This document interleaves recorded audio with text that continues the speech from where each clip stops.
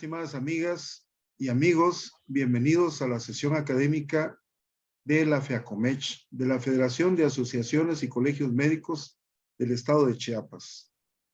Y voy a tener el gusto y el honor de presentar al presidente de la FEACOMECH, al doctor Radamés Ramírez Cano, para que les dé la bienvenida.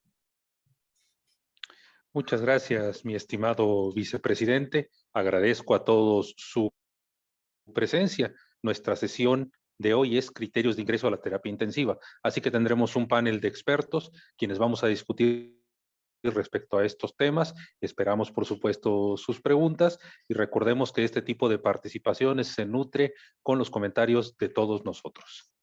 Así que regreso el micrófono para que podamos comenzar. Y, perdón, antes de esto aprovecho para recordarles que el próximo 7 de marzo tendremos una sesión académica virtual en tema de cirugía general y será también un homenaje a nuestro querido amigo, maestro y expresidente, el doctor Alberto Cancino Gamboa.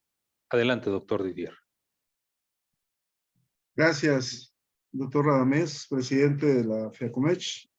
Amigas y amigos, bienvenidos a esta transmisión y vamos a tener esta sesión académica importante que habían ustedes pedido y va a estar conmigo el doctor Eddie Alfaro Coutinho, médico internista, autor de un libro sobre diabetes y acaba de escribir un capítulo en uno de los libros sobre la génesis de la aterosclerosis y la diabetes.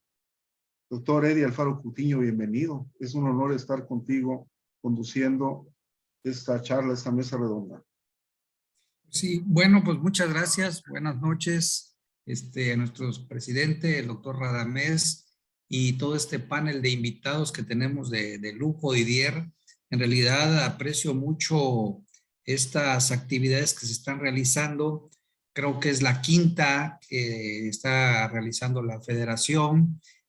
No es fácil toda esta logística que pues se tiene que desplegar, que los compañeros médicos nos regalen un poquito de su tiempo y de sus conocimientos.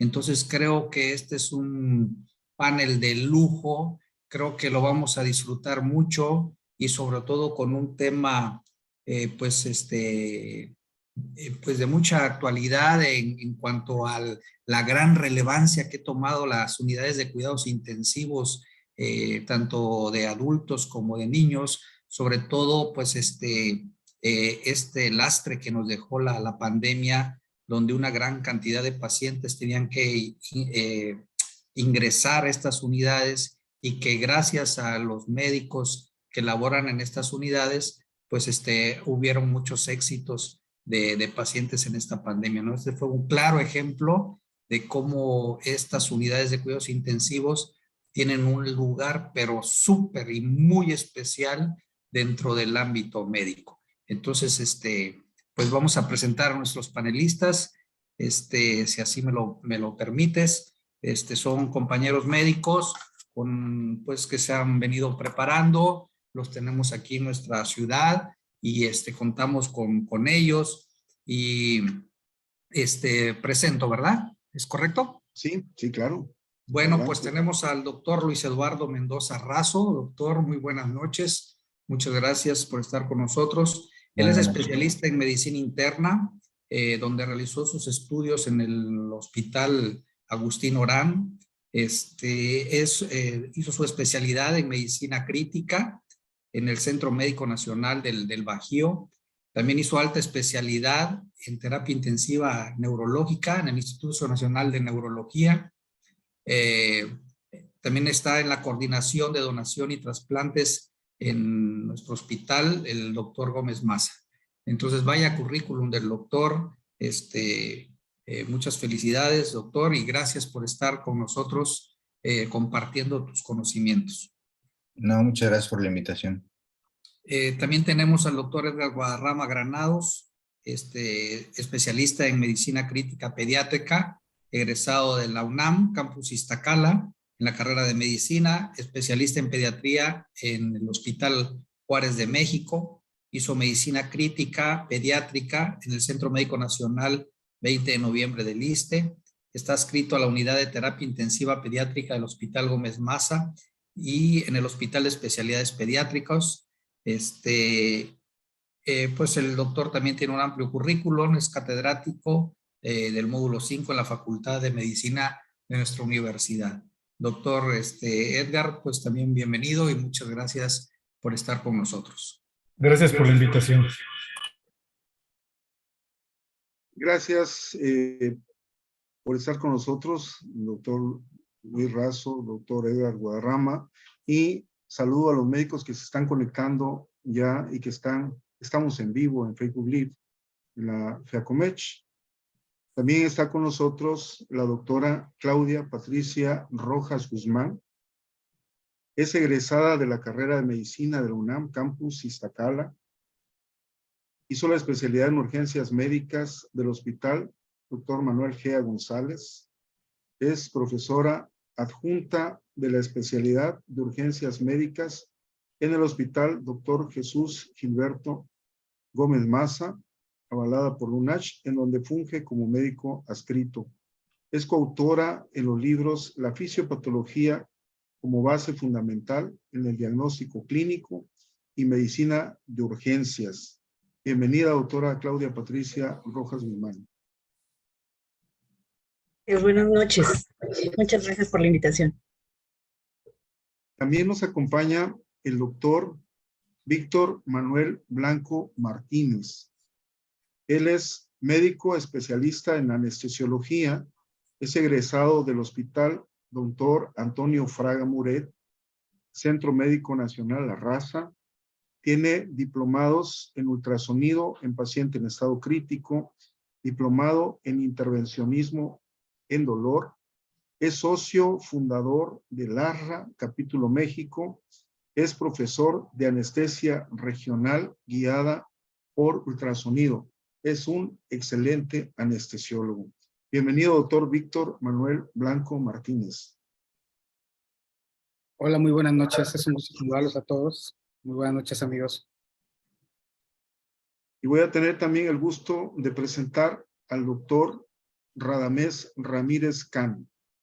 El doctor es neurocirujano, labora en el Hospital del ISSSTE, es un reconocidísimo neurocirujano y además presidente de la FEACOMECH, y hoy estará también participando en el panel. Bienvenido, doctor Radamés Ramírez Cano. Muchísimas gracias por la invitación y por estar teniendo la oportunidad de compartir conocimientos con todos ustedes. De verdad es un privilegio. Bien, doctor Eddie, entonces vamos a iniciarles preguntando con respecto a los criterios de terapia intensiva. ¿Te parece que le preguntemos ya a la doctora Claudia Patricia Rojas Guzmán? Ella es una experta en urgencias de muchísimos años de estar en urgencias, en la labor diaria.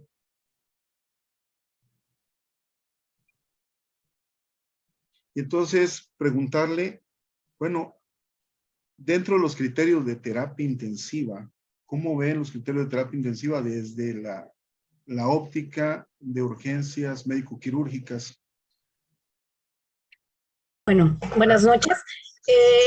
Aquí son criterios variados, como se han tomado en cuenta varios modelos de diagnósticos de ingresos que hay y que se han establecido por parte de los médicos intensivistas, teniendo en cuenta varios factores.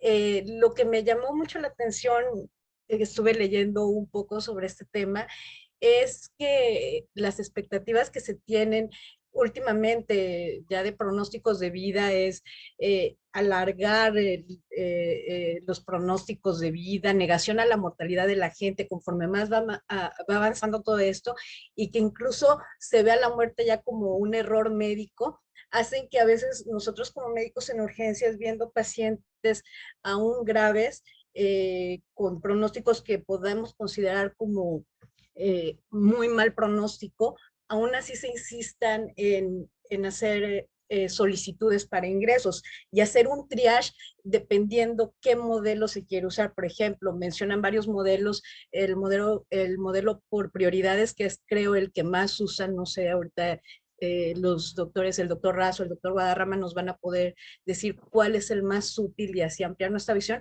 pero por ejemplo nosotros también tenemos varios modelos como de diagnóstico, de parámetros vitales, que en base a esos parámetros vitales nosotros poder considerar que es un paciente candidato a ingresar a terapia y de esa manera hacemos la solicitud. No nada más basándonos tanto en prioridades, sino como digo, en diagnósticos y en signos vitales. Ahí ya tendríamos que ser más cautos en estar determinando qué pronóstico, qué utilidad va a tener, o más bien qué futilidad puede tener en cada paciente. Recordando también que, bueno, desgraciadamente el área donde estamos es un área que no contamos, y en sí en general, con todos los recursos que puedan abarcar una atención que se pueda hacer extensiva a todos los pacientes. Sí, sí, adelante, doctora, te escuchamos. Sí, no. En general sería así una visión global, eso, que nosotros como urgencias podemos llegar a tomar, a lo mejor no tanto por prioridades, que es la que tengo entendido más se maneja, sino más por modelos diagnósticos o más por modelos de parámetros objetivos, teniendo en cuenta signos vitales, teniendo en cuenta laboratorios, teniendo en cuenta estudios de gabinete, que son los que nos orientarían a pedir estas intervenciones o este pase del paciente a un área crítica. Gracias, doctora Claudia Patricia Rojas Guzmán. Doctor Eddie Alfaro, vamos a preguntarle qué parece al doctor Víctor Blanco. Hola, muy buenas noches. Pues bien, en el área de anestesiología la perspectiva siempre ha sido analizar la participación de una manera multidisciplinaria. Obviamente la situación en la que nosotros nos encontramos en quirófano son distintos escenarios, ¿no? La mayoría de las veces, obviamente estamos hablando de pacientes que requieren una intervención quirúrgica de urgencia, esa es la situación. También vemos la priorización como parte de los criterios de ingreso a unidades de cuidados intensivos. Tal vez actualmente en algunas de las unidades hospitalarias en las que contamos, la participación del anestesiólogo ha sido un poquito pobre en las áreas críticas, ¿no? Pero nosotros contamos prácticamente con los mismos criterios para la presentación de un paciente y de esta manera solicitar su ingreso a terapia intensiva.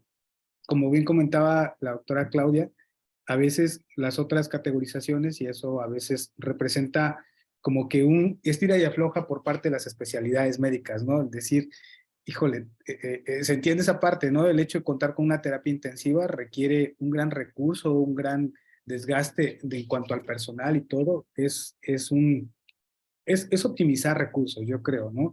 El área de terapia intensiva absorbe una gran cantidad de recursos materiales, obviamente personales, de nuestros personales de enfermería, médicos, intensivistas, etcétera, pero en general los recursos que consume una terapia intensiva son importantes. Entonces también es importante para nosotros optimizar el cuándo vamos a solicitar esa participación o esa interconsulta a nuestros compañeros intensivistas. Como bien comentaba la doctora Claudia, pues también tenemos que ver la categorización de los diagnósticos como un posible filtro para nosotros poder decir, bueno, vamos a pedir una interconsulta para terapia intensiva o regresarlo a urgencias o adecuar una terapia intermedia, inclusive en los pisos en donde nosotros estemos egresando un paciente, ¿no? Sobre todo los politraumatizados, que es con los que más contamos en pediatría. Afortunadamente el servicio de pediatría, la verdad es que en el Hospital Gómez Maza lo tiene increíblemente muy bien organizado. Gracias, doctor Víctor Blanco. Doctor Eddie, cuando nosotros, bueno, no sé, ustedes dentro de la medicina interna, nosotros como quirúrgicos, y antes de preguntarle al doctor Ramírez Cano, pues cuando operamos un paciente politraumatizado, tenemos un paciente complicado, decimos, bueno, este paciente debe tener criterios para ingresar a terapia intensiva. Sin embargo, terapia intensiva, como mencionaba el doctor Víctor y la doctora Claudia, bueno, son lugares que tienen, para empezar, son pocas camas, y ya nos hablará el doctor Razo y el doctor Edgar Guadarrama, que además tiene una serie de equipos que hace un día de terapia, si nos vamos a costos institucionales, y son servicios muy caros, muy subespecializados, y obviamente tenemos que pedir la valoración del especialista en terapia intensiva, sea pediátrico, sea adulto. Aquí tenemos a 2 expertos. ¿Tienes algún comentario con eso? Nosotros trabajamos en la terapia, bueno, tú en el Seguro Social, ahí estuvimos trabajando, y también dentro de esta institución el número de camas de terapia intensiva siempre fueron pocas. No sé si ya se han aumentado.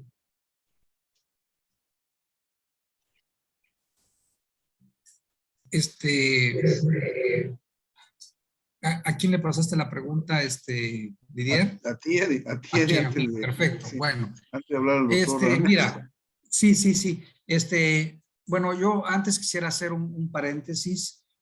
Quiero comentar que las unidades de cuidado intensivos, pues es una especialidad multidisciplinaria, ¿verdad? Donde se integra el conocimiento y las prácticas de diversos especialistas, pues como los que estamos, traumatólogos, médicos de trasplante, neurólogos, anestesiólogos, médicos de terapia del dolor, etcétera, ¿no? Esto es una estrecha colaboración de varios profesionales, ¿no? Porque también tenemos, no olvidar a las enfermeras, no olvidar a los psicoterapeutas, no olvidar a los de terapia respiratoria, las nutriólogas, los mismos de farmacia que nos están proveyendo de medicamentos. Entonces, los intensivistas en realidad son unos médicos con un gran expertise, sobre todo en la comunicación de trabajo en equipo. Y yo creo que ellos no nos van a dejar mentir más adelante, donde ellos, al recibir este tipo de pacientes, pues implementan un liderazgo y obviamente el conocimiento clínico que van teniendo, ¿verdad? Entonces, pero yo antes de entrar esto, que como que ya te veo como traumatólogo, que son más agresivos y vámonos rápido, ¿no?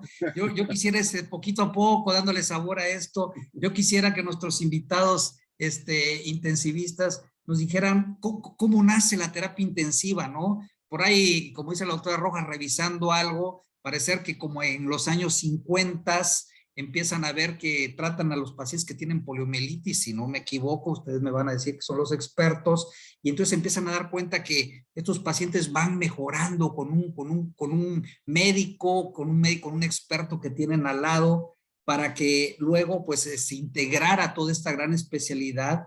Y la otra es de preguntarles a ellos, bueno, esto es, ¿cómo se denominan? Unidad de cuidados intensivos, unidad de medicina crítica. ¿Cuál es el nombre adecuado que debe de tener estas áreas que son fundamentales en un hospital? Dejo abierta la pregunta para cualquiera de los dos panelistas, ya sea Luis o Edgar. Bueno, me parece interesante lo que comenta respecto al origen, porque realmente, si hablamos específicamente de los criterios, pues hay muchas variantes que habría que tomar en cuenta. Pero antes de llegar a eso, lo que usted menciona es bastante loable si pensamos en la historia, que es un punto importante a considerar. Algo similar a cuando alguien determinó la casuística o la relación que existía entre el lavado de manos, por ejemplo, con la mortalidad de las pacientes, sobre todo puérperas. Algo similar sucedió en el caso de los pacientes específicamente posquirúrgicos. Es decir, si estaban en un área donde había un poco más de atención o de detalle o cuidado a los detalles, al paciente parecía irle mejor. Eso se volvió exponencialmente más notorio cuando habían pacientes que requerían de un seguimiento, una vigilancia muy específica, como es la pandemia de los años 50 de poliomielitis, que da pie a muchos cambios en la medicina, entre ellos la necesidad de propiamente un suplemento o una terapia de sustitución de la función pulmonar, y que a partir de ahí comienzan lo que es el esbozo de lo que conocemos hoy como ventilación mecánica. Esto importa mucho porque ese es el pilar de establecer a un paciente que quizás la mejor definición es en un estado crítico o críticamente enfermo. De ahí deriva tanta vertiente de palabras como usted la menciona, entre ellos el hecho de terapia intensiva, el mantener una vigilancia un tanto más específica, estrecha, intensa, podría decirse propiamente la palabra, pero que si lo vertemos lo ponemos en un vocabulario general, pues crítico es lo más común en todos los idiomas. Crítico en el punto de la severidad o la gravedad. Y esta gravedad, pues obviamente, va a variar mucho del por qué pueda ser en un momento dado candidato o no, que al final esa es la cuestión, ¿no? Aquí también importa mucho decir en qué contexto nos basamos, porque pre-pandemia teníamos una idea que post-pandemia puede ser un tanto distinta. Y eso es muy importante porque el año pasado, a mediados de año, precisamente en la Sociedad Europea de Medicina Crítica, en su journal, publicaban precisamente cuál es el espectro a futuro en todos los términos, a futuro desde el hecho del tiempo estimado de vida que tenemos hoy en día y de cuánto ha cambiado ese panorama, nuestra medicina actual, en la cual quizás antes algunas patologías, como dice la doctora Rojas, pensábamos que no tienen pronóstico y quizás ni siquiera lo intentaríamos, y hoy cada día vemos más la posibilidad de hacer algo al respecto. Y eso se vuelve tan complejo que dependería también de cada hospital, porque al final debe ser algo individualizado. No se puede manejar de la misma manera. No podemos pensar que nosotros en Chiapas tengamos los mismos criterios que tienen en el hospital de Johns Hopkins, por ejemplo. ¿Por qué? Porque es diferente la población, porque es diferente la casuística, porque es diferente incluso la cantidad de espacio físico que tienes, pero también es distinta la cantidad de ingresos que manejas. Entonces, la categorización, como es lo que mencionaba la doctora Rojas, quizás nos sirve un poco de escrutinio o de cierta forma de triage, pensando en la prioridad que debemos de tener por el hecho de contar con un espacio reducido a las necesidades. Necesidades que también, si somos francos, podríamos abrir 20 camas y también seguirían siendo insuficientes, ¿no? ¿Por qué? Porque nuestra población y nuestro volumen de pacientes siempre nos va a rebasar. ¿Por qué? Porque somos una unidad hospitalaria que es centro de referencia, hablando específicamente del Gómez Maza, y que tiene muchas vertientes de cuál sería el origen. Me atrevo a dar a modo de comercial que el año pasado que iniciamos la coordinación de donación y obtuvimos la licencia, pues eso nos añadió un apartado más a los criterios, en el que podemos ingresar a un paciente que antes no hubiéramos ingresado porque no tiene un futuro neurológico y por ende no tiene un pronóstico de vida adecuado, pero que puede ser candidato a hacer procuración multiorgánica, y por supuesto que en ese momento se traslapa de no tener cabida a volverse una prioridad, ¿no? Que en términos del programa de donación, el hecho de que esté en terapia intensiva es una prioridad. Entonces, ahí las cosas se moldean mucho de acuerdo a los requerimientos y a las necesidades de cada hospital. Y considero que si nosotros queremos encasillar a quién sería prudente presentar a la terapia intensiva, es algo imposible. Yo considero que en definición, cuando un médico tratante, llámese de la especialidad que sea, del piso de cirugía, del piso de traumatología, en urgencias o en el ámbito quirúrgico, piense que hay la necesidad del seguimiento, pues la interconsulta siempre va a ser válida. Y depende mucho del hospital. Por ejemplo, donde yo me formé en terapia intensiva, los pacientes neurológicos, o sea, todas las cirugías neurológicas ni siquiera pasaban pensando en tener una interconsulta a la terapia. Pasaban teniendo una cama en la terapia intensiva, ¿sí? Entonces, ahí era por ende que después de quirófano tenía que ingresar a la terapia intensiva, ni siquiera se tenía que presentar. Pero eso era por las circunstancias del hospital, por la estructura y por la casuística que tenían de patologías neurológicas. Entonces, ahí también depende mucho de nosotros. En el caso del Gómez Maza, por ejemplo, si yo, previo a que el paciente pase a quirófano, me dicen sus condiciones generales y me evalúan que está muy mal, voy a poner un ejemplo. Una paciente que tuvimos la semana pasada, que fue intervenida a principios de año de una apendicitis, se complica, y cuando ingresa al hospital, 14 días después, tiene salida de material aparentemente fecal por la herida y que sabes que lo van a reintervenir, sabes que tiene sepsis. Pues no me voy a esperar a que me envíen la interconsulta, simplemente voy a decir de quirófano tiene que pasar con nosotros, ¿no? Por poner un ejemplo. En cuanto a quién sería candidato o no, quizás ahí no ponderaría ni siquiera que el anestesiólogo me diga que tuvo que iniciar un vasopresor o no. El paciente tiene un cuadro séptico importante y definitivamente necesita estar en la terapia intensiva. Entonces, hay cosas que se pueden ajustar de esa manera y en base a eso, o con base a eso, hacer la categorización que al final importa mucho en términos de, como repito, quizás de alguna forma de triage basado en la capacidad. Perdón, no sé si...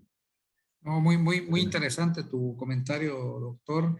Ahora escuchemos al doctor Edgar, a ver qué nos puede decir. Bueno, retomando un poquito la cuestión de la historia de las terapias intensivas, se toma en cuenta que muchas de estas se formaron a partir de casualmente unidades de recuperación. Como comentaba el doctor Razo, los avances que se tuvo en ventilación mecánica durante la pandemia de poliomielitis favoreció que hubiera técnicas en las cuales el soporte vital en algunos tipos de cirugía se vieran con un mayor éxito, una mayor tasa de éxito. Fue un conjunto de muchas cosas, ¿no? Luego vino también el mejoramiento en las bombas de circulación extracorpórea, lo cual nos dio como resultado un avance en la cirugía cardiológica, pero al final de la cirugía los pacientes terminaban tan mal que era muy difícil de moverlos de quirófano. Entonces, en Estados Unidos, los cuidados intensivos se empezaron a dar precisamente dentro del quirófano. Y casualmente en Estados Unidos, los cirujanos fueron los que marcaron la pauta para la creación de estas terapias intensivas. Cuando vieron el beneficio que obtenían los pacientes con esos cuidados críticos, se empezó a traspolar lo mismo a pacientes graves de otro tipo, por ejemplo, metabólicos, pacientes con cetosis diabética, con sepsis, con otro tipo de patologías, y bueno, es donde se da el nacimiento de las unidades de terapia intensiva.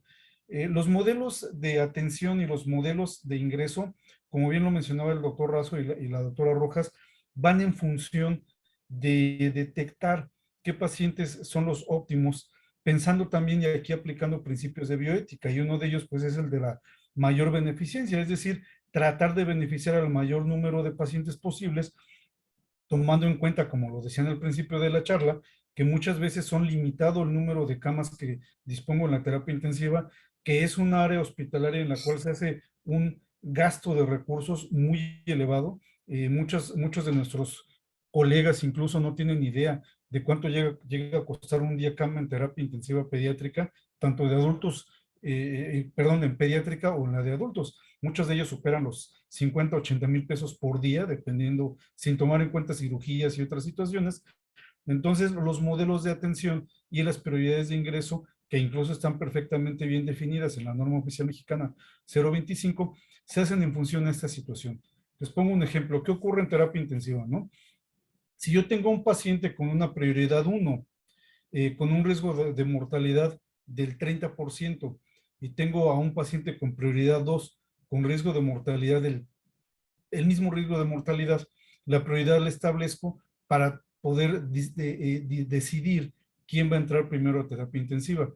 Y aquí ven algo muy interesante, al menos en pediatría se considera de esa manera. Si yo tengo a dos pacientes con el mismo nivel de prioridad, sea 1, 2 o 3, y con un riesgo de mortalidad diferente, se le da preferencia a ingresar primero al paciente con mayor riesgo de mortalidad, porque es el que necesita en ese momento más a la terapia intensiva.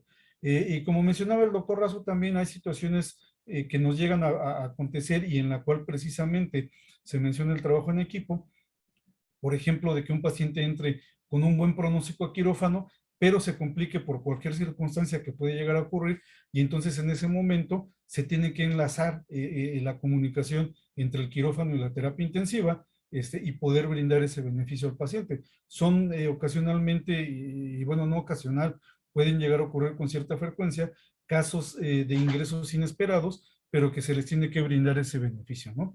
También se mencionaba algo muy importante, lo mencionaba el doctor Razo.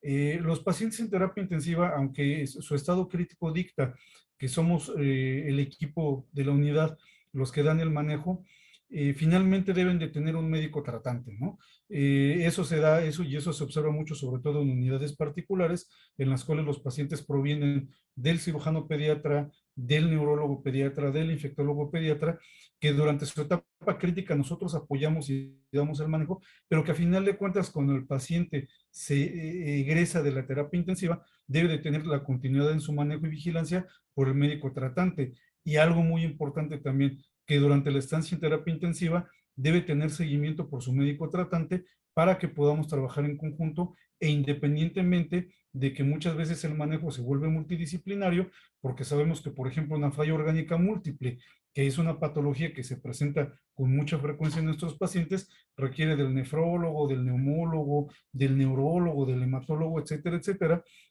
y se vuelve un paciente que en conjunto con las directrices que marca la medicina crítica requiere de un manejo multidisciplinario. Muy bien, pues excelentes comentarios de nuestros dos compañeros. Paso los micrófonos al doctor Didier. Gracias, amigo Eddie, qué bueno. Así mira, tienes razón, nosotros las cirugías pues, un poquito más acelerados y no sé si el doctor Radamés también, porque tenemos 3 quirúrgicos aquí, el doctor Víctor Blanco, porque manejamos muchos pacientes politraumatizados. Yo me formé en Lomas Verdes con un área de choque de 12 camas que se hacían 3 por cada área, por cada cubículo y muchos quirófanos. Bueno, vamos a dar la palabra al doctor Radamés con respecto a sus comentarios sobre los pacientes y la terapia intensiva, los que él opera, que también son pacientes muy graves. Sí, yo soy asiduo usuario de la terapia intensiva, proveedor de terapia intensiva, sí, el doctor Didier ahí se formó en Lomas Verdes, en lo más lejos de la ciudad, como dicen, ¿no? Sí. Pero bueno, aquí la reflexión que yo hago a este respecto es que lejos de hablar de repente de criterios de ingreso a la terapia, mi reflexión es en el sentido de que cada vez hay menos criterios de exclusión para que un paciente ingrese a la terapia intensiva, porque cada vez tenemos más capacidad de tratar enfermedades que en un momento dado no se podían, alguien por ahí lo mencionó. Por otro lado, me parece que enfermos en estadios terminales, la Ley General de Salud marca exactamente a qué se refieren los enfermos en estadios terminales, pues podría considerarse como un ensañamiento terapéutico y no tendría mucho sentido. ¿Por qué? Sobre todo por el respeto a la propia vida y a la propia evolución de la enfermedad, por un lado. Por otro, en el caso de las cirugías, normalmente no somos nosotros quienes requerimos el ingreso a la terapia, lo requiere generalmente anestesia, porque son quienes controlan la hemodinamia del enfermo durante la cirugía, por así decirlo. La terapia intensiva no trata tal cual la enfermedad, trata los estadios sindromáticos que en ese momento van a poner la vida de un enfermo, la hipoxia, la hipovolemia, el síndrome de hipertensión intracraneal, no el tumor, por supuesto, no el aneurisma, pero sí todos los estadios sindromáticos que pondrán en ese sentido y en ese momento en peligro la vida. Algunas consideraciones que, por ejemplo, para mí son muy valiosas es qué hacemos con los enfermos, por ejemplo, aneurismáticos con hemorragia subaracnoidea, que si bien en ese momento no están en una condición sindromática que ponga en peligro la vida y que hay estabilidad hemodinámica incluso, sí sería conveniente su ingreso a la terapia incluso desde antes del evento quirúrgico. Sabemos que un paciente que llegue hoy con un aneurisma roto, probablemente se operará mañana, pasado mañana, pero sí es cierto, en este momento no hay un estadio sindromático que justifique, por así decirlo, un ingreso a la terapia. Es decir, no se está muriendo en este momento. Pero sí está bien demostrado que el apoyo en el manejo de las constantes vitales mejorará su pronóstico después de la cirugía, sobre todo. Entonces, ahí es donde hay un poco de controversia, y la controversia es por la falta de espacios, en realidad, no es por el hecho de que no se le quiera pasar. Si tuviéramos suficiencia en cuanto a camas, pues yo creo que no habría ahí mucho problema. Y finalmente, la otra reflexión es, pues, la terapia intensiva no es un lugar.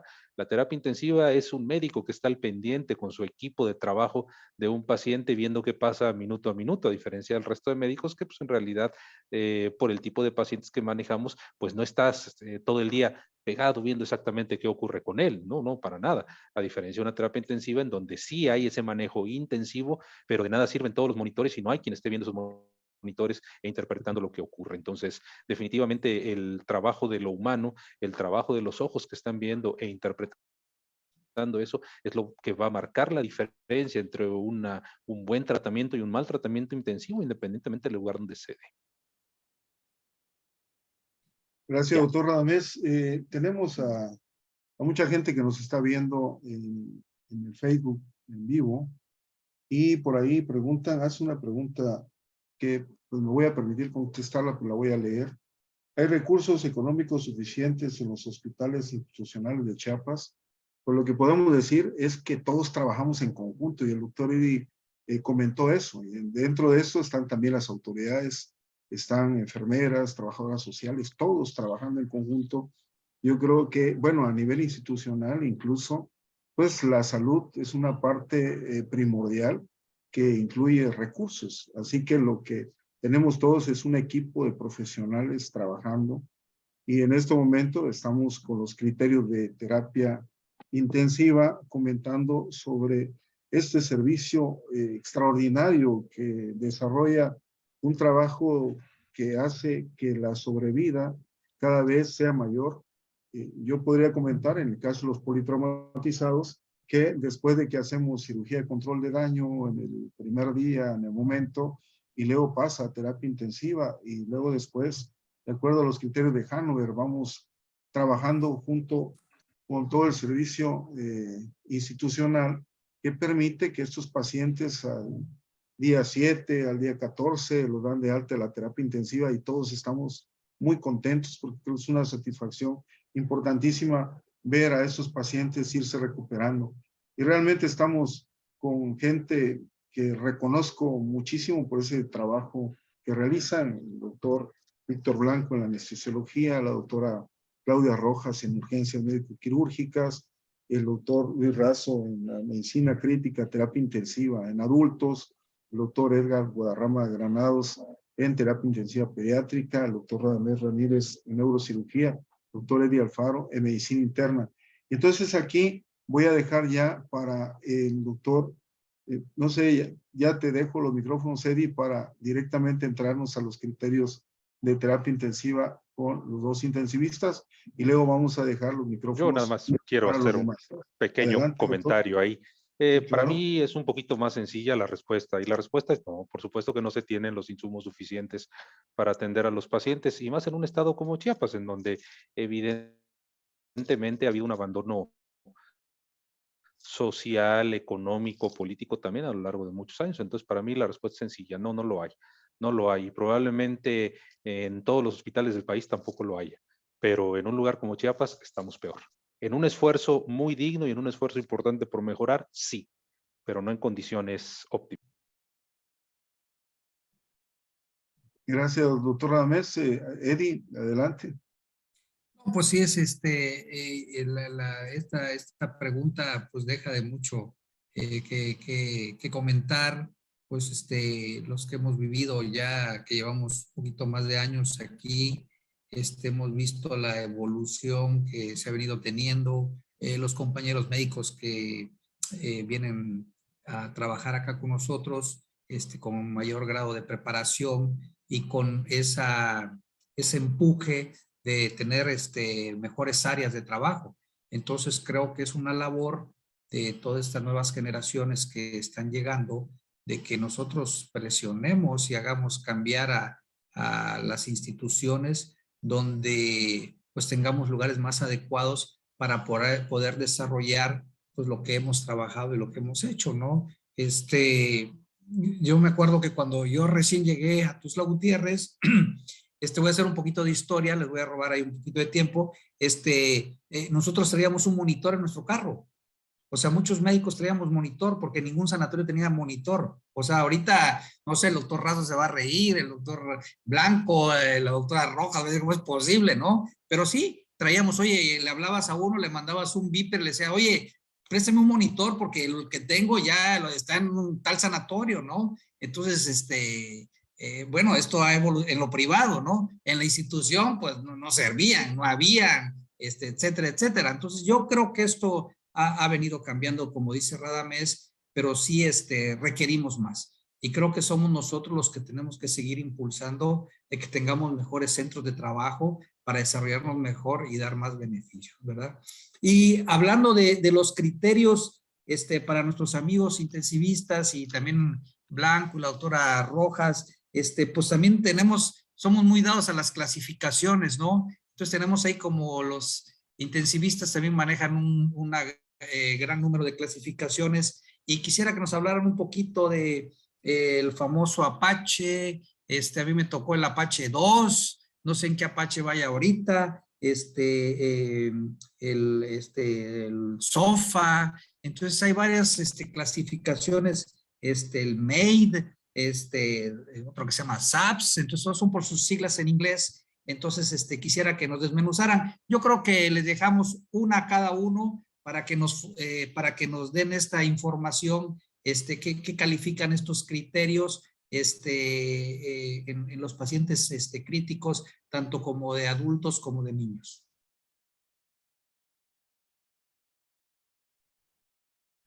No sé. Bueno, para empezar, buena pregunta. En pediatría no se utiliza tanto el Apache, pero sí tenemos clasificaciones también para evaluar el riesgo de mortalidad de los pacientes. Tenemos la modificación del Quick SOFA, que se traspola también a la población pediátrica, y tenemos una escala que se llama el PRIMS, que vamos en el número 4, es el PRIMS 4, que nos ayuda a determinar en un momento qué riesgo de muerte tiene el paciente que ingresa a terapia intensiva pediátrica. Hay algo muy importante. Hace algunos años se pretendía hacer un trabajo de investigación para determinar esta situación en los pacientes pediátricos y se insinuaba que se tenía que tomar en cuenta para tomar la decisión de ingreso de los pacientes a la unidad. Sí es loable esta situación, pero como yo les comentaba, es decir, si tengo pacientes con la misma prioridad, se debe tomar en cuenta y para facilitar su ingreso al que tiene mayor riesgo de mortalidad. Hay un artículo escrito en la revista de Pediatric Critical Care en la cual hacen énfasis en el que no se deben de tomar en cuenta estrictamente las escalas de isogravedad o de riesgo de mortalidad para decir, ay, no, pues ese ya se está muriendo, ese que no entra a terapia. Todo lo contrario, ¿no? Entonces uno dirá, bueno, entonces, ¿para qué me sirven las escalas de gravedad o de conocer el riesgo de mortalidad? Es muy sencillo. Si yo en mi unidad trabajo con pacientes que en promedio reúnen un riesgo de mortalidad de un 50%, por ejemplo, pero tengo una tasa arriba de ese porcentaje, entonces a lo mejor ahí los que son estrictamente investigadores me van a corregir porque van a decir cómo comparas una tasa con un porcentaje, pero es para darme a entender, una disculpa, pero bueno, si yo estoy trabajando con tasas por arriba de la mortalidad esperada, algo estoy haciendo mal. Entonces, es un parámetro de calidad de la atención que me ayuda para detectar áreas de oportunidad y poder corregirlas y brindar una mejor atención a mi paciente. Y es obligado que todos los pacientes que ingresan a terapia intensiva deben de tener esa valoración. Si bien a algunos se les puede hacer al momento de ingreso al área de urgencias, como lo dictan algunas escalas, si no se puede hacer en ese momento, se debe hacer al ingreso a terapia intensiva.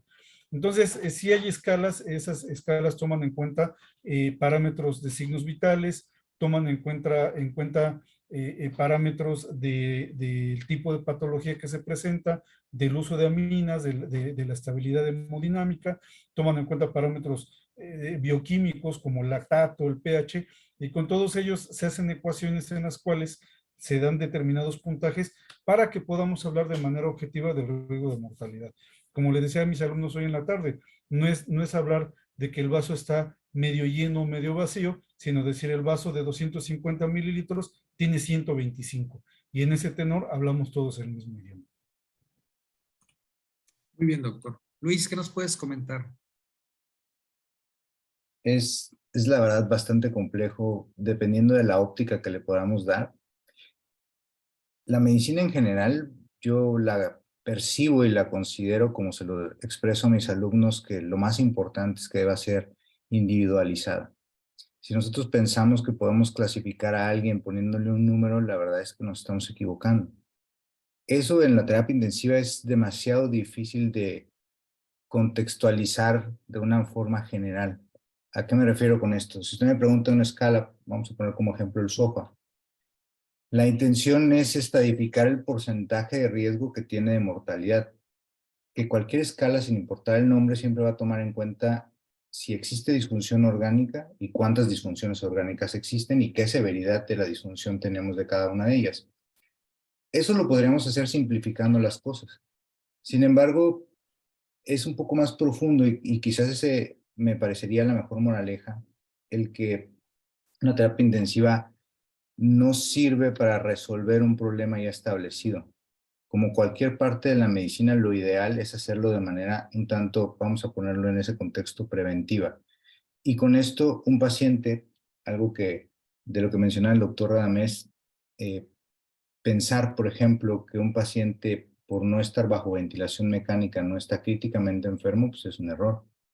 Considerar que porque no está hemodinámicamente inestable, aparentemente no está críticamente enfermo, es un error.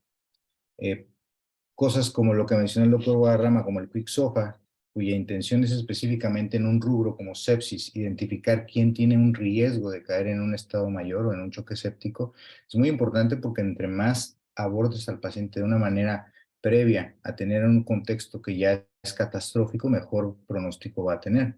Y para esto podemos hablar toda la noche de muchas clasificaciones que existen de manera individualizada en cada patología. Pongo un ejemplo.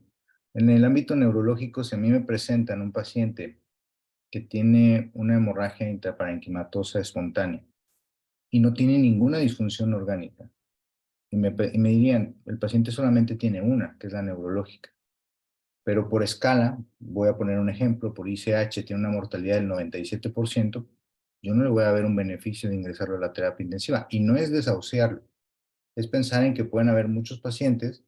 Vamos a poner un ejemplo similar, tomando en cuenta lo que decía el doctor Guadarrama, de que tengo 2 pacientes categoría de procedimientos 1 o prioridad 1, como lo queramos establecer, que tiene Glasgow de 3 por haber llegado por traumatismo preencefálico, sin importar las circunstancias, que sabes que por clínica tú estadificas que es severo, pues le voy a dar más oportunidad a él que una hemorragia intraparenquimatosa que no tendría mayor futuro.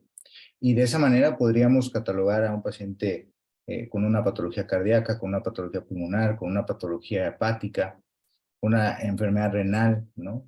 Supongamos que tiene una lesión renal aguda severa, que ahí le doy la razón al doctor Radamés, en que si, por ejemplo, en este estado tenemos a un paciente críticamente enfermo por una patología hepática, no tenemos forma de darle un soporte hepático.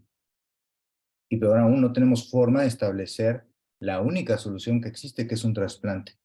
Entonces, un paciente con una patología aguda, crítica, hepática, prácticamente está completamente fuera de nuestras manos. Entonces, ahí es donde sí interviene mucho quizás nuestra estructura, lejos de nuestro conocimiento, de nuestra posición y de la terapia intensiva que podamos querer poner como referencia, ¿no? Entonces, yo creo que lo que importa aquí es identificar al paciente lo más precoz posible a una circunstancia o una severidad a la que nos podamos adelantar. Como mencionaba, el hecho de, por ejemplo, un paciente que tiene 3 intervenciones en un mes, simplemente por eso podría ser candidato a ingresar sin importar cuáles sean las condiciones en la tercera cirugía. ¿Por qué? Porque probablemente va a requerir, no va a poder utilizar una vía enteral para la alimentación, quizás tiene un grado de desnutrición muy importante, en lo cual también difícilmente alguien en otra área del hospital lo va a poder abordar de la misma manera. No porque no puedan o no sepan, sino porque es como decía el doctor Radamés, no importa tanto el área, sino también el grupo y el trabajo, en el que importa mucho, por ejemplo, el personal de enfermería. Y en ninguna parte del hospital el personal de enfermería está tan abocado para tener un solo paciente. Entonces, desde ahí también la atención es muy distinta y se debe de categorizar qué paciente, no es que la merezca, sino que qué paciente la requiere más, ¿no? Que insisto que por eso cada hospital debe adecuarse a lo que tiene, a lo que requiere y a cuál es la población que maneja en todos los sentidos, ¿no? Y doctor, ¿esto no crees que condiciona un conflicto, por ejemplo, con su participación de la doctora Rojas con los servicios de urgencias? Que él te puede decir, bueno, pues sí tiene una hemorragia, pero ¿qué tal si mejora? O tú dices, bueno, pues es un infarto que va a evolucionar a choque cardiogénico. Entonces, ahí tú crees que puede haber alguna disyuntiva en estos criterios, o mejor sería estadificar, o qué opinión daría ahí también la doctora Rojas. Es que criterios en cuanto a opiniones pueden haber muchos, ¿no? Digamos, en el ámbito clínico y quirúrgico yo podría considerar que algo es quirúrgico y el quirúrgico decirme que no lo es. Y ahí yo pienso que sería difícil y sería aberrante que el quirúrgico me dijera, al final el que opera soy yo, porque no se trata de como si fuéramos los papás, porque yo lo digo, ¿no? Entonces yo considero que si en algún momento hay una disyuntiva, pues cada quien pone su perspectiva, cada quien expone las razones que considera loables y basándose en eso se llega a un diálogo y se llega al final a un acuerdo, ¿no? Si usted me dijera, por ejemplo, en términos de un paciente terminal que mencionaba también el doctor Radamés, no es completamente una contraindicación, porque por eso mismo existe el hecho de los cuidados paliativos, que quizás en nuestro hospital no lo haríamos público porque no tenemos el dinero ni la capacidad para hacerlo, pero claro que es loable. ¿Por qué? Porque cuidados paliativos, o sea, el fin de la vida de alguien, por ejemplo, en una patología oncológica, vamos a ponerlo hasta en el contexto ético de una muerte digna. Entonces ahí también sería difícil desdeñarlo y decir simplemente no. Yo creo que es establecer los criterios y por lo que decía el doctor Barram, al final una casuística. Si hay estudios muy grandes con mucho peso científico en decir que pacientes con ciertas características tienen un mal pronóstico, pues creo que vale la pena hacerles caso, ¿no? Es eso en lo que al final nos basamos como la ciencia que conocemos hoy en día, basada en una evidencia científica que tiene un soporte metodológico en investigación, y que eso es en lo que más o menos guiamos nuestra conducta. Digo más o menos porque insisto en que debe ser individualizada. Muy bien. Bien, perdón. Bueno, aquí también algo muy importante es lo que mencionaba el doctor Rosa al principio, que se den todos los recursos, siempre va a haber falta nunca va a ser suficiente el recurso que se dé para tener áreas de terapia intensiva y menos con todos los recursos que van saliendo y siempre va a haber falta. Algo que contrasta mucho y que lo hace ver es que en unidades, en medios particulares, por ejemplo, háblese del ABC, de Médica Sur, cualquier paciente con ventilación, cualquier paciente con aminas es aceptado en UTI. Siempre me comentaban en algunas ocasiones que llevan gente externa para que evalúen estos procedimientos y precisamente son las áreas que les señalan donde dicen, bueno, este paciente lo tienes con ventilación, va a entrar, si este paciente tenga lo que tenga, si este paciente tiene aminas, va a pasar. Entonces, también depende mucho de dónde se esté ejerciendo, dónde se esté hablando. Desgraciadamente, pues sí tiene mucho que ver el recurso. Como dice el doctor, no va a ingresar a un paciente que requiere algún diálisis hepática, por ejemplo, sin tener el equipo que lo va a ayudar. Sería un desperdicio de recursos. Y otro seguimiento, no sé si ahí los médicos intensivistas me pudieran aclarar, por ejemplo, con los rechazos, ¿se lleva algún registro, se lleva algún seguimiento de los pacientes que, por ejemplo, tal paciente no fue aceptado en urgencia, se mandó a la interconsulta, no fue aceptado? ¿Se le da seguimiento? ¿Se hacen registros de todos estos? ¿Cuántos pacientes si lo requerían, no lo requerían? ¿Cómo fue la evolución? Que eso sí me interesaría a mí saberlo. Desconozco si en la terapia pediátrica lleven un registro, pero en la de adultos sería complicado. Pensando en que nosotros tenemos una bitácora en donde hacemos un listado de qué pacientes son valorados y lo más importante en comunicación, qué paciente fue aceptado, qué paciente no fue aceptado y si fue aceptado, qué categoría de procedimiento se le dio para establecer la prioridad. Puedo hacer un análisis rápido, son entre 30 y 50 interconsultas por mes. Entonces hacer el seguimiento de quizás de los 50 que se acepten solamente 5, vamos a ponerlo muy drástico, hacer el seguimiento de 45 sería un poco complicado, ¿no?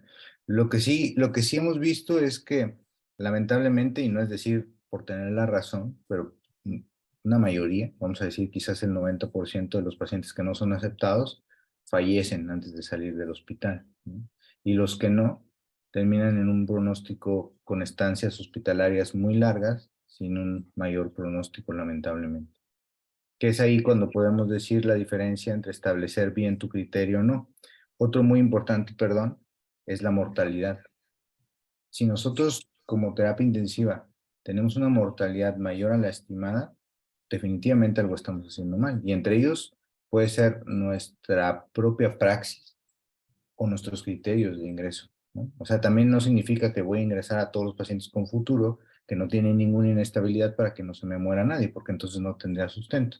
Sin embargo, si yo ingresara a pacientes que no tienen un pronóstico y al final eso incrementa mi mortalidad, también sería erróneo de manera contraria. Entonces, puedo decir que nuestra mortalidad del año pasado es menos de la que se registra en una terapia intensiva que se considere de alto margen, y tomando en cuenta nuestro índice de ingresos, pues creo que eso puede compaginar un poco en credibilidad, ¿no? Sería interesante definitivamente ver cuál es el futuro de los que no se ingresan, en un seguimiento específico, sobre todo no tanto por evidenciar estar en bien o en mal en términos de la decisión, sino quizás poder mejorar, ¿no? Decir, mira, hay un grupo de pacientes que tú no aceptaste y que salieron adelante. Eso sería interesante.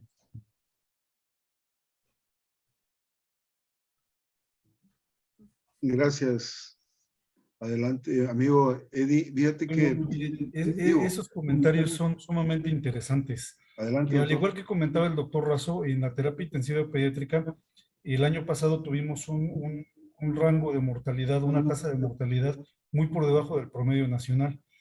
Esto, hubo meses en los que incluso no tuvimos defunciones. Esto lejos de generar beneplácito, digo, desde luego que lo genera, también generó inquietud en los que estamos a cargo de la unidad, en el sentido de pensar si no sería que estábamos dejando los más graves fuera de la unidad de terapia intensiva. La propuesta ahorita que existe es de tratar de llevar un registro estadístico y cotejar cuántos críticos se manejan fuera del área de terapia intensiva, en este caso en urgencias, y la sobrevida. Tuvimos rachas en las cuales se manejaron muchos pacientes que ameritaban ingresar a la terapia intensiva pediátrica, pero no pudieron hacerlo por la falta de camas. Entonces, desafortunadamente los servicios de urgencias no deberían, en primer lugar, no deberían ser de estancia prolongada, y en segundo lugar, por la dinámica que tienen, es difícil llevar un recuento de todo este tipo de pacientes, porque en sí no están hechos para esa situación. Pero por ahí podría surgir la inquietud de investigar ese dato para cotejar cuántos graves se manejan, como bien lo decía el doctor Radamés, no es el lugar, sino cuántos graves se les aplican medidas de cuidados críticos fuera de la terapia intensiva, qué mortalidad tienen y cuántos se manejan dentro. Mi inquietud en cuanto a las tasas de mortalidad de mi unidad era de pensar que a lo mejor no estábamos metiendo a todos los pacientes graves, o los que metíamos no eran tan graves. Afortunadamente no ese es el caso. Hemos tenido casos muy drásticos, hemos tenido casos muy impresionantes. Manejamos una patología en general en el estado muy sui generis, y que muchos colegas a nivel nacional les llama mucho la atención en ese sentido. Pero no es eso, pero sí sería interesante hacer ese análisis. Ahora, retomando un poquito lo que decían atrás en cuanto a recursos, definitivamente los recursos materiales y tecnológicos en Chiapas tienen un rezago muy importante. Sin embargo, en los últimos años se ha dado un cambio en el perfil del conocimiento. Sabemos que a través del internet, que a través de la rotación de los residentes en diferentes hospitales, y que a través de la preparación continua, no solo de los médicos más jóvenes, sino de los que estamos en disposición de actualizarnos. A lo mejor yo soy de los más grandes en el área de terapia intensiva, pero hemos tenido ese empuje por el conocimiento de las nuevas técnicas.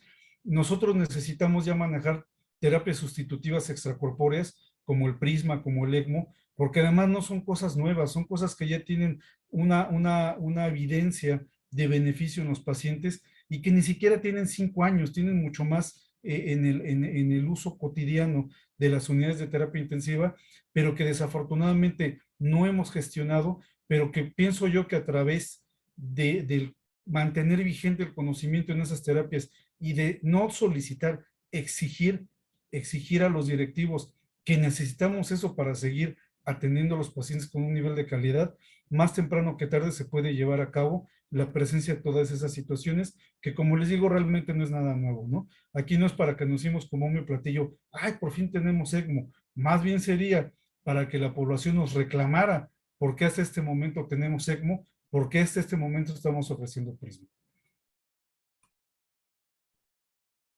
Gracias, doctor Guadarrama, por esos comentarios.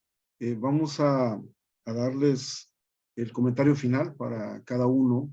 El tiempo se nos ha ido muy rápido. Tenemos a muchos compañeros médicos viendo. Aprovechamos para saludar al Colegio de Pediatría, al de Medicina Familiar, al de Neurociencias, al de Anestesiología, al de Urgencias Médico-Quirúrgicas, a los de los químicos que también nos están viendo, los cirujanos dentistas, a los ginecólogos, ginecólogas, que están con nosotros en la Federación de Asociaciones y Colegios Médicos del Estado de Chiapas. Y vamos a darle la palabra al doctor Víctor Blanco, sus comentarios finales con respecto a la anestesiología. Adelante, Claro. doctor. Claro, es importante, ¿no? Anteriormente prácticamente se categorizaba el ingreso a la terapia intensiva como un paciente grave, demasiado grave para obtener beneficios, o un paciente muy sano como para obtener beneficios en terapia intensiva. Y esto nos ha puesto en una terapia o en un manejo que se ha convertido hasta cierto punto a la defensiva. Si se han dado cuenta, a veces el temor de alguien por ser demandado en el área de urgencia, sobre todo en las partes críticas, ¿no? Obliga de que nosotros solicitemos en algunas situaciones, entre comillas, una valoración necesaria de terapia intensiva, y aquí es donde vemos lo de la evaluación de las necesidades de hacer las cosas con un sustento, ¿no? Y la optimización de los recursos, como les comentaba, nosotros entendemos de que terapia intensiva se necesita increíblemente un espacio, se necesita ampliar, pero aún así no sería suficiente contar con 50, 80 camas, siempre se necesita también una terapia intermedia, ¿no?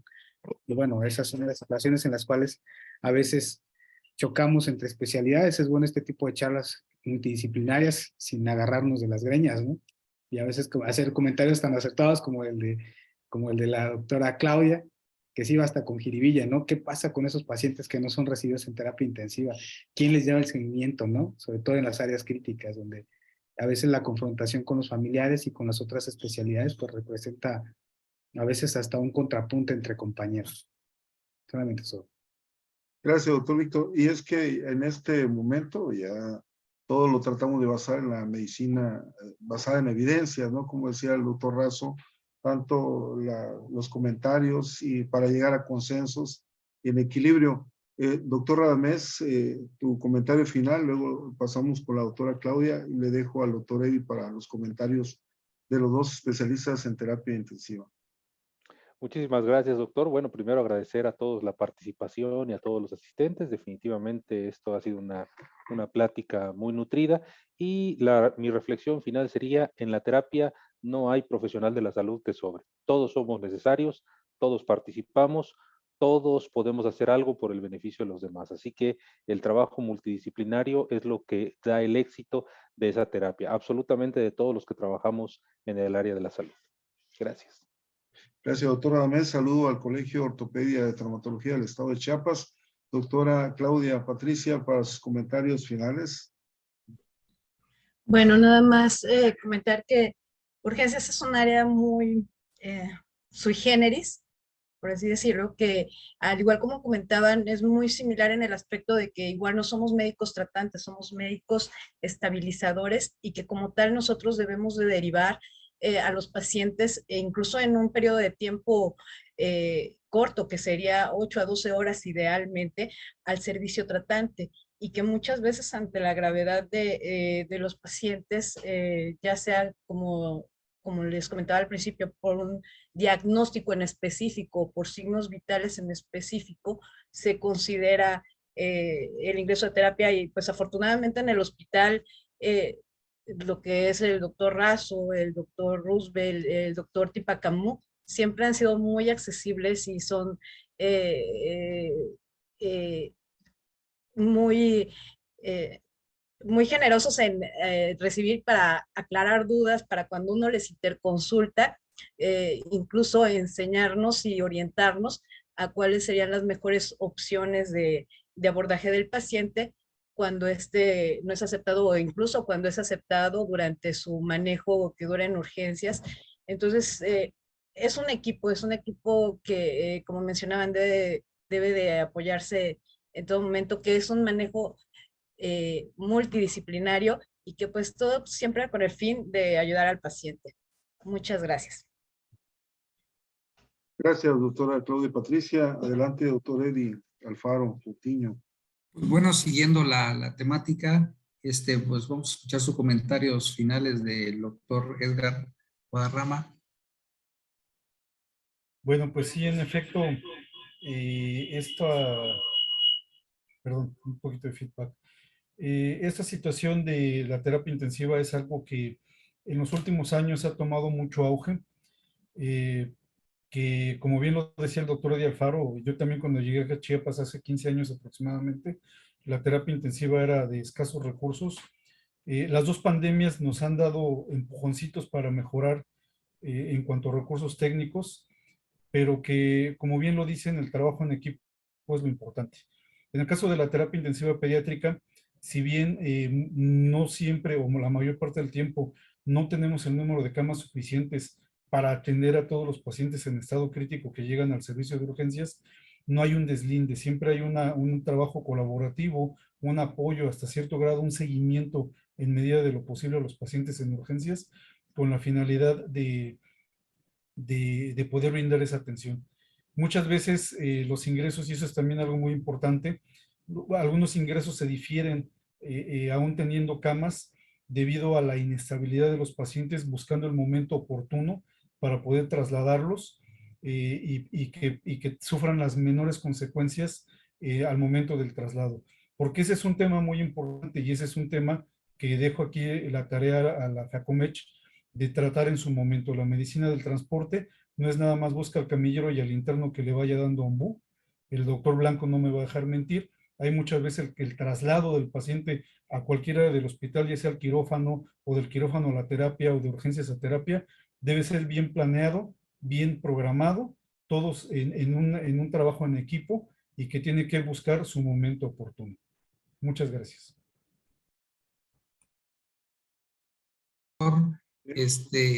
Y sí, efectivamente, creo que yo lo tenía aquí como parte de hacer una pregunta, el traslado de los pacientes, ¿no? Pero también aprendimos ahora con la pandemia que vimos los pacientes que los trasladaban en cápsulas y nunca habíamos visto cápsulas aquí en Chiapas, en Tuxtla, sobre todo trasladando los pacientes con COVID. Y bueno, pues la evolución ha sido lenta probablemente, debería ser con mayores pasos agigantados, pero pues esto siempre nos va dejando toda una gran enseñanza. ¿Cerrarías, Luis, por favor? Sí, considero que lo que mencionan es lo primordial, ¿no? Todos somos al final un área de oportunidad, todos somos equipo, todos podemos colaborar de una manera u otra, y en algún momento el hecho de que no sea aceptado propiamente la terapia no significa que lo abandonemos, ni mucho menos que desdeñemos sus posibilidades. Así que al final siempre se puede dar el seguimiento, que es quizás no de la manera específica al ingresarlo propiamente, pero se puede dar el acompañamiento o la atención, ¿no? En ese sentido, considero que lejos de querer encapsular o enfrascar qué pacientes propiamente candidato para solicitar la interconsulta, les digo a todos lo mismo que platicamos con los residentes, es mejor pedir 1 millón de interconsultas a dejar pasar la posibilidad de un paciente que sí lo requería y no solicitarlo, ¿no? Al final, como alguna vez con un directivo lo platicamos, si pudiéramos pasar visita en todo el hospital, de verdad que sería maravilloso. Y en lo personal no tendría inconveniente si tuviera el tiempo. ¿Por qué? Porque no significa el hecho de decir a quién sí y a quién no, sino el hecho de cómo te puedo ayudar, ¿no? Lamentablemente quizás no tenemos la estructura para eso, pero siempre que se pueda y mientras todos podamos colaborar es bienvenido, ¿no? Hoy en día, en ese esfuerzo que sí reconozco, como dice el doctor Radamés, en ese esfuerzo que hacen las autoridades de la tecnología que podamos ir teniendo, algo muy importante que hoy está muy en boga como el ultrasonido, pues nos hace tener una diferencia abismal tanto en el seguimiento como en el abordaje, ¿no? En algún momento lo vivimos de manera muy específica en decir, ¿me ayudas a poner un catéter guiado por ultrasonido? Hoy en día, poco a poco, adiestrando de manera diferente, prácticamente es de conocimiento general y eso es parte de, al final, una terapia intensiva. Todo lo que tenga que ver con un paciente que está críticamente enfermo, que requiere incluso un acceso vascular, pues es algo que se puede hacer en equipo y en colaboración, y qué más el manejo en conjunto, ¿no? Entonces yo considero que es mejor no pensar al paciente de manera, por así decirlo, confiado, y siempre es mejor, si se necesita exagerar, no está de más pedir la valoración, ¿no? Pues muchas gracias, Luis, por tus comentarios, y no me resta más, Didier, si me permites, pues agradecer este panel de médicos expertos, donde creo que aprendimos todos esta noche, y nuestros invitados que también se conectaron, y lo que esto sigue queda en línea grabado. Pues muchas gracias.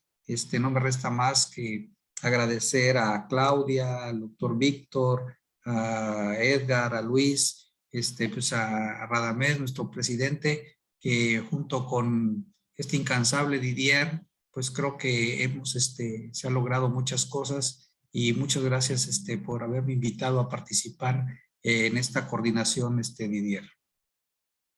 Gracias, doctor Eddie, en este trabajo conjunto con el Consejo Directivo de la FEACOMECH, con nuestro presidente, el doctor Radamés Ramírez Cano. Aprovechamos también para mandar saludos al Colegio de Dermatología, al Colegio de Cirujanos, al Colegio de Urólogos, a los cardiólogos. Un saludo especial aquí al doctor Hernán León Velasco, que nos está viendo, y recordarles e invitarlos, amigas y amigos, para el homenaje que vamos a hacer al doctor José Alberto Cancino Gamboa, que ya mencionó el doctor Radamés. Esto para el 7 de marzo, y previo habrá una charla de cirugía general. Es para este reconocidísimo cirujano del sureste de México, maestro de todos nosotros. Y también saludamos a todos los médicos que nos ven dentro del país y fuera del país, puesto que este programa está en vivo y luego se queda en YouTube. Y le damos las gracias al doctor Víctor Blanco, especialista en anestesiología, uno de los médicos hoy por hoy buenísimos para la anestesia guiada por ultrasonido, maestro ya de muchas generaciones, a la doctora Claudia Patricia Rojas Guzmán, también profesora de urgencias médico-quirúrgicas, extraordinaria médico de urgencias. ¿Qué les podemos decir al doctor José Luis Razo, Mendoza Razo, especialista en terapia intensiva, medicina crítica? ¿Qué puedo decir de él? Lo conocí desde interno y estoy muy orgulloso del doctor. Es un extraordinario médico. El doctor Edgar Guadarrama de Granados, terapista intensiva pediátrico. Trabajamos juntos con todos ellos y muy contento de conocerlos, y además de saber que estamos con un grupo de médicos extraordinarios al nivel de cualquier médico del mundo. Doctor Radamés Ramírez Cano, neurocirujano, también extraordinario neurocirujano, y no lo digo yo, lo dicen muchos médicos, compañeros. Doctor Alfaro Coutinho, lo acabo de entrevistar en un programa Línea Médica, también excelente médico internista. Y a todos los amigos y amigas que nos están viendo, que forman parte de la federación, estamos muy orgullosos de este gremio médico. También saludamos a las enfermeras, a trabajo social, a nutriólogas, a los químicos, también al personal de mantenimiento que trabaja en los hospitales, a los camilleros. Es un trabajo en conjunto, y no puedo solayar también mandarle un saludo a los directivos que junto con todos coordinan el trabajo. Dejo ya los micrófonos al doctor Radamés Ramírez Cano, presidente de la FEACOMECH, para que concluya la sesión. Muchísimas gracias, pues agradecerle a todos los participantes, agradezco y reconozco a todos los panelistas, el maestro de Alfaro, por supuesto, muchas gracias por el trabajo, y a nuestro vicepresidente, el doctor Didier, y además todo este trabajo académico que está haciendo, de verdad se los agradezco. La federación es de todos, es para todos, así que nos vemos en nuestro siguiente evento. Muchas gracias. Gracias, doctor Radamés, y gracias a la licenciada Claudia que está en los controles en la transmisión. Un saludo a todos, un abrazo. Nos vemos. Gracias, buenas noches. Hasta luego.